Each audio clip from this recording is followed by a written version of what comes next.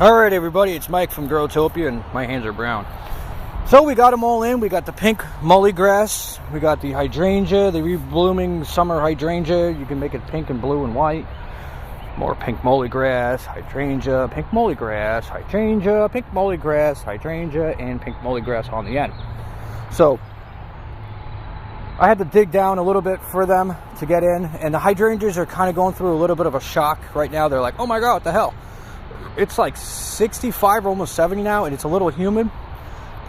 Man, I'm so glad I'm down to shorts and a tank top. I'm telling you, I was at Home Depot early. I was sweating my ass off with freaking long johns and multiple layers on because, you know, I've been living in fucking 30-degree weather for so long. Oh, I fucking sweat my ass off just trying to freaking walk through the store. But yeah, so everybody's in. I still got to go through the violas and place them out. I needed exactly, like I had stated, was 200 quarts of soil. And these have the perlite and vermiculite in it, I noticed. So in case you guys were wondering, I saw it when I was the little white balls. I can't remember which one's which. So you guys can obviously correct me on that one. I forget which one's perlite and which one's vermiculite. So it has little white balls in it. Let's leave it at that. So yeah, those are in, and then I'm going to put in the violas. I'm going to run them along the front, which is going to look very nice.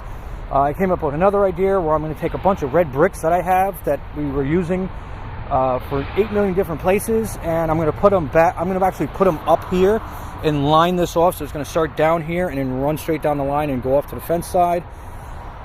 And then after that is the wood chip fiasco. It's going to be easy backfilling behind them, but then when it comes around the plants, especially with the violas, I got to be really careful. So there's going to be a lot of handwork and laying down the mulch and stuff. But what's great with the mulch is it will keep the soil below the plants warmer, so in case we do get some colder temperatures that the hydrangeas don't like, then you know, they'll stay a little warmer. That's what the whole ideal of mulch and wood chips is to kind of keep your plants, it retains water better, but also keeps them a little warmer too.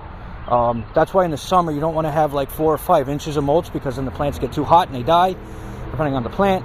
In the winter, you want to top dress it with like 4 to 5 inches, and then in the summer you want to kind of like bring it back a little bit. So it's a lot of in and out, but a lot of the you know, wood chips and mulch that you get, it just they deteriorate and stuff. But the wood chips that I have that I get from the arborist, it takes a lot longer for it to break down because the wood is fresh.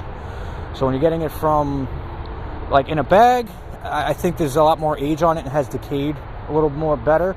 So that's why it doesn't last as long. It breaks down a lot quicker, so you just top dress it for. But if you're using the wood chips, there's always a drawback. You know, you buy it from the store, it costs you money. You got to constantly put more of it out there because it decays into the ground and puts nutrients in it and turns into soil, which is great, but it costs you money. But you got to constantly top dress it. But if you're doing the wood chips, it takes a lot longer for them to break down, and you got to constantly move them away. And if you don't have them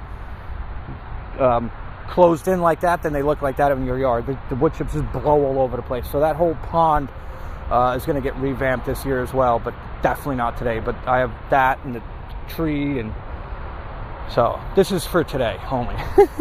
After this, I'm done for the rest of the day, and then I got to water all the plants. And then next weekend, you guys stay tuned, because we are going to be planting our edibles.